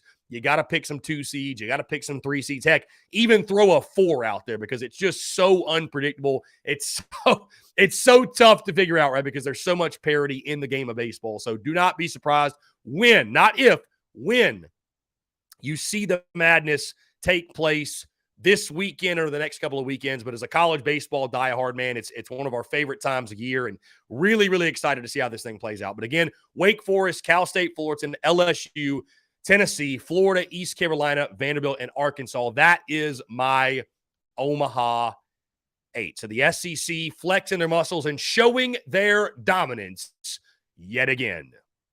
Guys, with that being said, we're going to jump into another quick break, but on the other side, we're getting the Q&A Power Hour going. I want to hear from you as it is game day. Gamecocks taking on the Central Connecticut State Blue Devils. Tonight, of course, Campbell, NC State is already underway, and it is just a great day, friends, to be a fan of college baseball. Again, that being said, we'll be right back taking your questions, your comments, your calls, and more on the other side of the break. You're tuned in to the Daily Crow.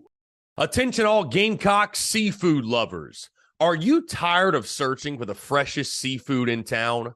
Look no further than the Carolina Fish Market, your go-to destination for the finest and most flavorful seafood in the Carolinas and beyond. Introducing the new Carolina Seafood Subscription Box, a culinary delight delivered right to your doorstep. Each month, you'll receive a carefully curated selection of fresh local seafood sourced directly from the waters of the Carolinas and beyond. From succulent shrimp to mouth-watering grouper to flounder or tuna and everything in between, their subscription box brings the ocean's bounty straight to your Gamecock kitchen. What sets the Carolina Fish Market apart is their commitment to quality and sustainability. They work closely with local fishermen and women who use responsible fishing practices, ensuring that every bite you take supports both your taste buds and our precious marine ecosystems. They've even won Best Seafood 5 out of the last 8 years. But that's not all. they're offering free shipping to all TSUS listeners on every Carolina seafood subscription box, making it even easier for you to indulge in the flavors of the coast. Experience the convenience and joy of having fresh seafood delivered right to your door without any of the hassle. Don't miss on this incredible opportunity to elevate your culinary adventures with the Carolina Fish Market's Carolina Seafood Subscription Box. Join the seafood enthusiasts across the nation who are savoring the taste of the Carolinas, one delectable bite at a time, and just in time for Father's Day. Visit their website today at carolinafishmarket.com. That's carolinafishmarket.com, and embark on a seafood journey like no other. Freshness, flavor, and convenience await you. Order your Carolina Seafood subscription box now and use the promo code SPURSUP, that's SPURSUP, for $10 off your first purchase. Again, that's promo code SPURSUP, SPURSUP, for $10 off your first purchase. The Carolina Fish Market, where taste meets the ocean.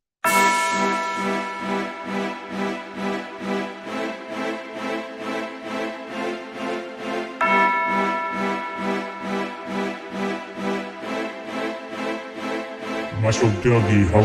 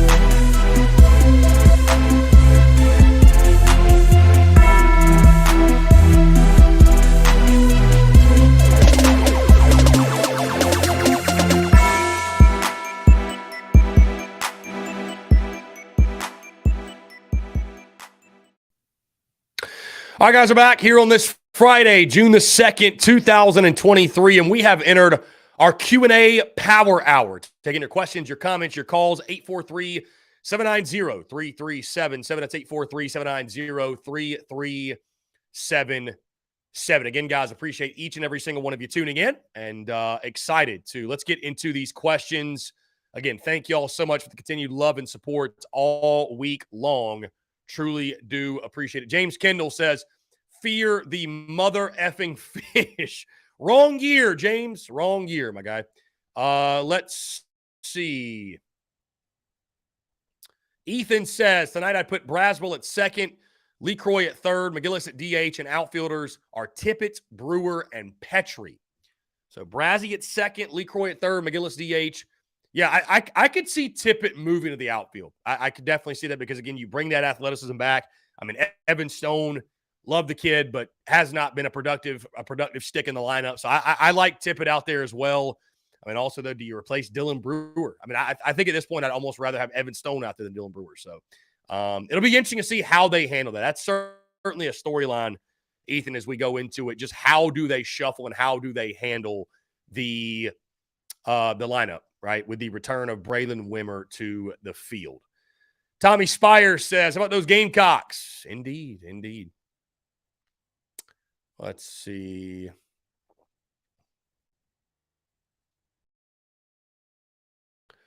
Hunter Kelly says, is game day coming to South Carolina, North Carolina? Hunter, there is a chance. I mean, I think it's when you look at the week one schedule, I think it'd make a lot of sense. I think it'd be a really intriguing game. I think it'd be a great one for game day to go to, but, we'll see. Jacob says, question for all. Would you rather South Carolina be like Georgia, elite at football, trash at baseball and basketball, or like Tennessee, good, but not championship caliber across the board?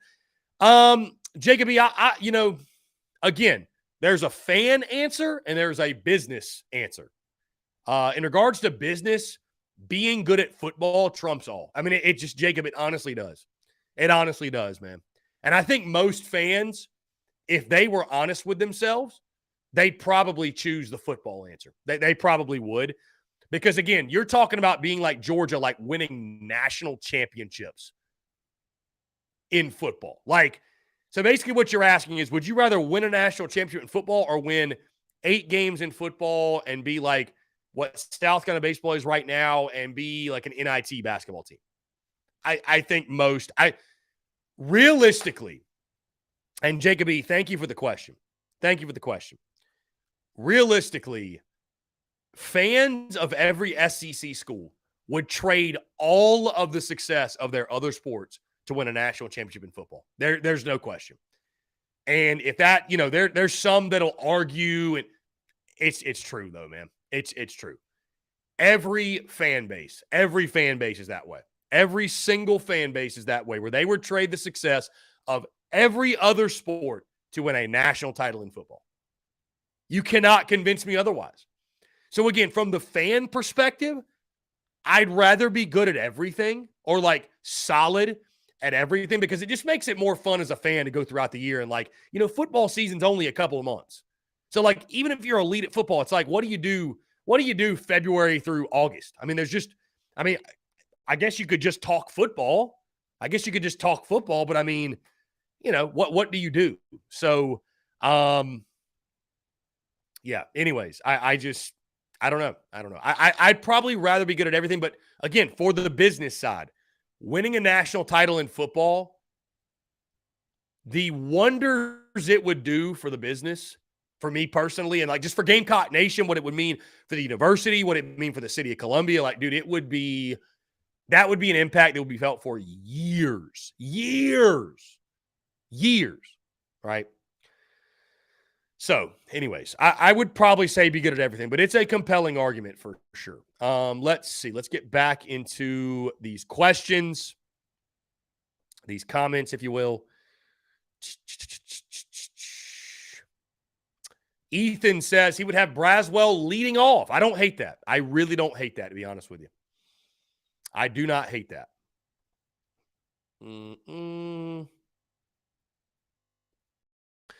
John Edwards says, Campbell, a good team, not deserving to host. I mean, I would agree. Listen, I don't agree with everything Mark Ryan says. I don't bring him on because I agree with everything he says. So, Brian Deal said, is this guy really comparing preseason football prediction analytics versus RPI ratings with a season full of results to pull from?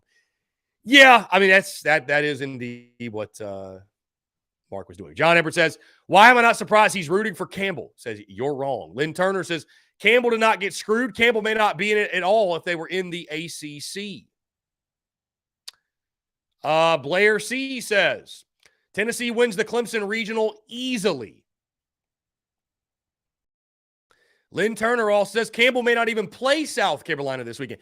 Lynn, that's a really good point. That you make a fantastic point, because Campbell has spent all week long talking crap to Gamecock fans, and I'm like, doesn't it feel like everybody's just forgetting about NC State? Like NC State, nobody's shown any sort of attention to NC State. Nobody.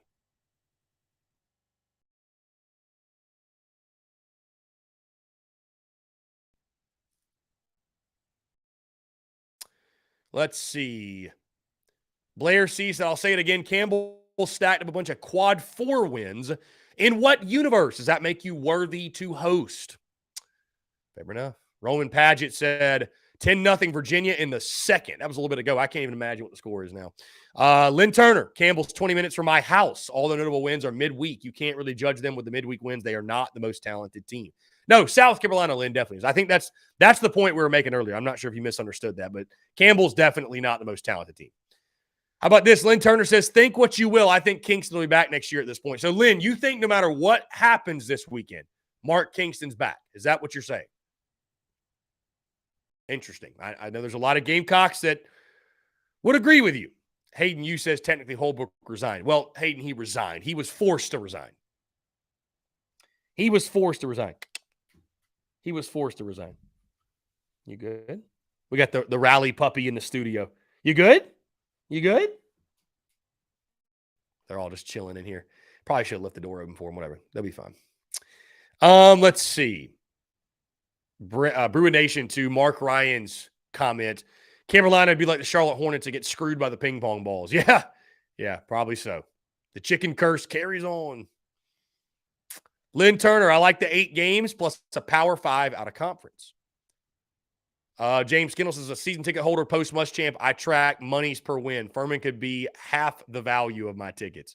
Please don't take Furman. Oh, my God. Hayden, you said, what kind of narcotics has Ben Upton on? Yeah, picking Southern Miss to win it all, right?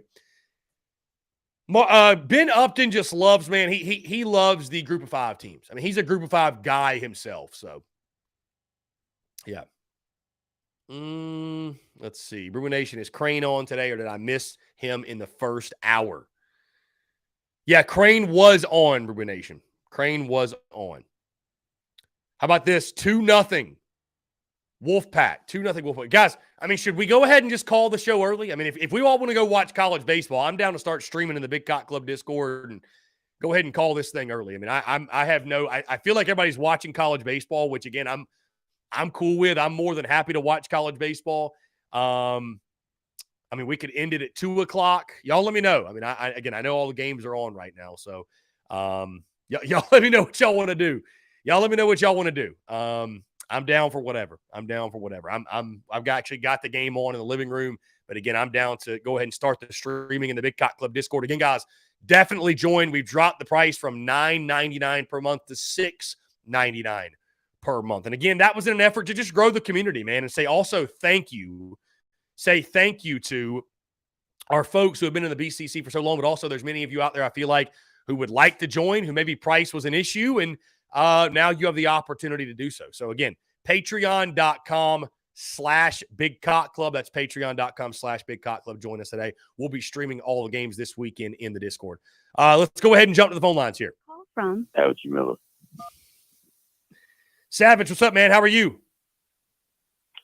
Yo, what's going on, man? It's been a minute. How are you doing? I am doing fantastic. I appreciate you asking, man. What's up? Yeah, it's been months. It's been like months, a minute since I watched baseball game and stuff this season. But I was going through so much stuff with like mental health and a lot of depression and anxiety and stuff. Cause been very sick since like the last couple of days, and I was not feeling well. But at this point, I think about getting to know and getting to go watch this game tonight on TV. So I'm feeling better right now, just in case to lift my spirit up and to support them, just in case to show something different I got in my hands right now.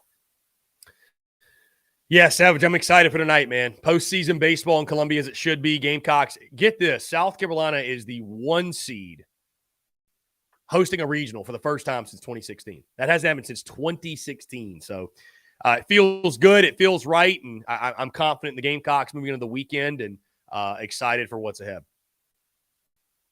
I'm very excited, too, because I hope they're going to win the championship game. And I just feel like they have to be the most amazing, dangerous teams on the planet, and they have beat lots of teams every single year and every single season that I miss. So I heard on the information on the West and the news online everywhere, newspaper, and I just cannot wait to see it on TV. And to be honest, man, to be honest, Chris, I'm about to get I'm about to get ready for the tonight game a little bit and watch it for a little bit and see what's going on next. And I cannot wait for this moment to come. Indeed. Going to be a fun weekend. Savage, I appreciate the call, my friend. Always a pleasure hearing from you. Guys, let's do this. It's 3-0 Wolfpack right now. Let's go until 2 o'clock. We'll go till 2 because I feel like we're all wanting to keep an eye on this game. Yeah, let's just do that because I don't know, guys. I'm to the point. I mean, hey, I'll just say this. We'll get to 2 and then we'll reevaluate. We'll get to 2 and reevaluate because I'm just to the point right now, guys, where it's like we've talked about everything. We've discussed everything in great detail. And, man, I'm just ready to watch baseball. I don't know about y'all. I don't know how y'all feel. I'm just ready to watch baseball, man. I mean, we've dissected this thing every single way we possibly can. You know what I mean? Like, I'm ready to get in the Big Cock Club Discord, stream some baseball, talk some baseball, watch some baseball. And so, again, if you want to keep the combo going, you want to watch baseball with us. And also, guys, if you don't have ESPN Plus or you don't want to pay for ESPN Plus, you can join the Big Cock Club Discord. We'll stream the games in there. We'll watch them together. Again, it's what we want the live stream watch-alongs to be, really, truly. It's what we want it to be. But we're actually able to watch games and conversate and chat. And again, the way that we're able to do that, again, it's a private Discord. You can share your screen in Discord. So we're just able to do it. So, again, appreciate you guys' love and understanding. And again, I just feel like we all want to watch baseball anyways. And I'm ready, man. I'm pumped to see it. 3-0 NC State. 3-0 NC State. How about Paul Skeens getting the start for LSU today?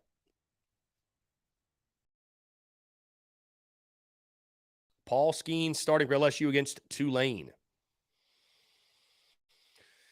Let's see.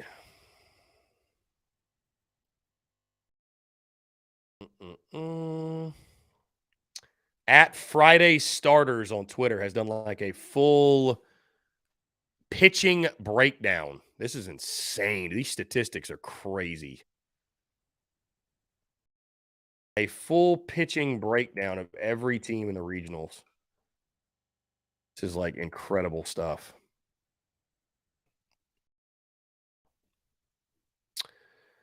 Anyways, guys, 843-790-3377. We will call this thing at 2 o'clock just so we can go watch the baseball, man. I'm excited for the baseball. And, again, if you guys want to join in with us, Big Cock Club, patreon.com/Big Cock Club, or just click the link in bio. I also posted the link last night, and I'll repost it today to let everybody know that we're watching in the Discord.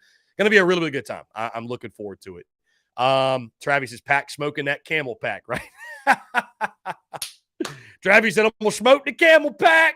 Y'all spent all week talking junk to Gamecock fans. But you forgot you play NC State in the first game. What happened? What happened? It's not over yet. It's not over. It's far from over. It's far from over. I wonder how Orange and Black podcast is feeling right now. Robbie Davis texting in. Robbie says, let's see. What's up, Chris? It's Robbie Davis. You already know my prediction for tonight. My dad's in a comedy show tonight at the old Trolley Theater over here in my neck of the woods. Go Gamecocks. To heck with Clemson. Indeed. Great stuff, Robbie. Appreciate you. They haven't even tweeted since the game started. How does that work? I don't know. Anyways, NC State.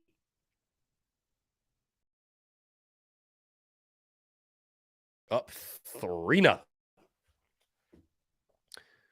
Bro, it was the second batter of the game. And NC State on a 3-1 pitch launched one over the left field wall into the bullpen. So, dude, I mean, State's a good team, bro. They can swing it, bro. I thought their numbers were really good. And I mean, I will say this. Like, I appreciate the the guy that came on earlier this week. I appreciate the guy that came on earlier this week. He kept things pretty close to the vest. So, anyways, Let's see. Interesting tactic. Dropping a pop-up.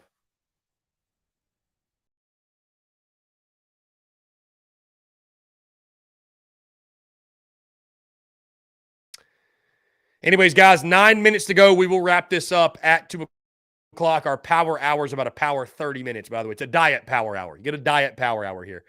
Again, I want to say thank you to Jake Crane and Mark Ryan. I saw my guy Bruin Nation asking questions. When was Jake on? Hey, stay tuned to social media just so you know if there's updates and our guests, stuff like that. But, yeah, Jake Bruin Nation actually came on at 12:05, so he had something to do. He will normally be at 1:15, but had something to do today, so we had to get him in a little bit earlier. So, yeah, I wanted to make sure we made it happen, and I appreciate Jake being flexible and, making coming on the show a priority. I really am grateful for that and appreciate it, and really, really good stuff. So is it 2-0 or 3-0? Because NC State's Twitter account have not updated the score if it's 3-0. Which just seems like a weird thing. Oh, it is 3-0. Okay. It is 3-0.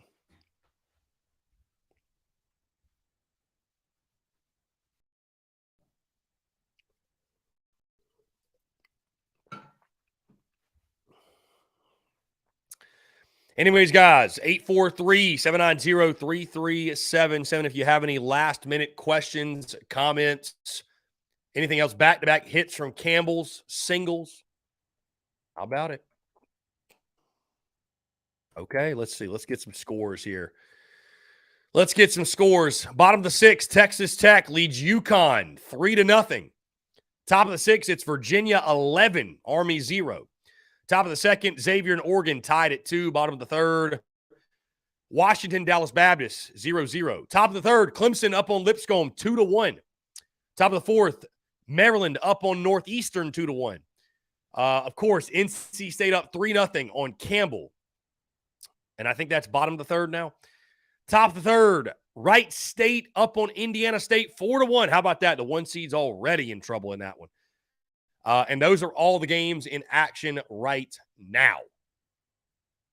Those are all the games in action currently.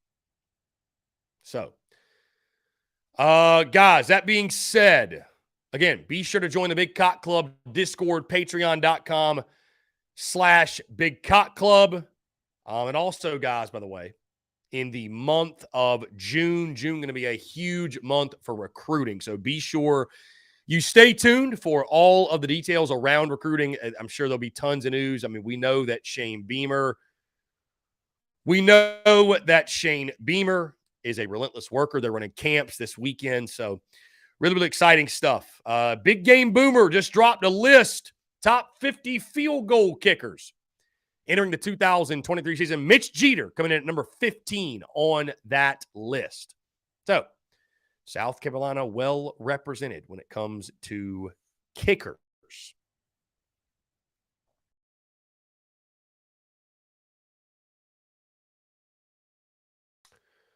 Let's see.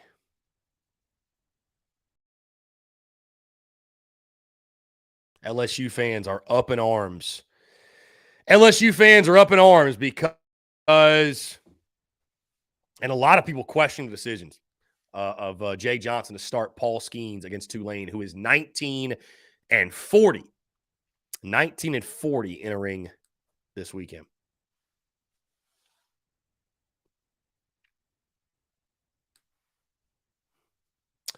Okay. All right. We're going to go ahead. I think we're going to go ahead and call it, guys. I see everybody is tuned into baseball. 2-2 in Clemson. How about that? Everybody's tuned into baseball. So I feel like that's a sign. Like, all right, Chris, just wrap it up. We want to watch baseball. Wrap this thing up. So that is what we are going to do. So with that being said, guys, again, a diet power hour today. But thank you all so much for understanding. Again, there's so much baseball going on. So much baseball to watch. That's what we're going to get into. So, guys, hey, be sure, by the way, on YouTube, hit that subscribe button, hit the bell icon so you get notifications of when we go live and when we drop new video content. And also, of course, guys, check out the podcast, The Spurs Up Show, on iTunes, Spotify, Stitcher, Google Podcasts, wherever you get your podcast. Make sure you subscribe there. Leave us a review also. I appreciate the reviews greatly. Give us feedback on things you like, things you don't like, things we can do better, things you want us to keep doing, whatever it is. If you have any suggestions, I appreciate each and every single one of you, the feedback. And guys, what an electric week of content it's been. I mean, truly, the content has been bleeding out of the eyeballs. I appreciate each and every single one of you. And from the bottom of my heart, man, thank you all so much. Guys, hey, appreciate you all tuning in. Thank you all so much. Have a great weekend. Go Cox. Beat Central Connecticut State. Let's go win ourselves a freaking regional. As the shirt says, the road to Omaha begins in Columbia, South Carolina. Let's play like it. Let's have ourselves a weekend. Go Yardcocks. Appreciate you all tuning in, and we will talk to you all on Monday.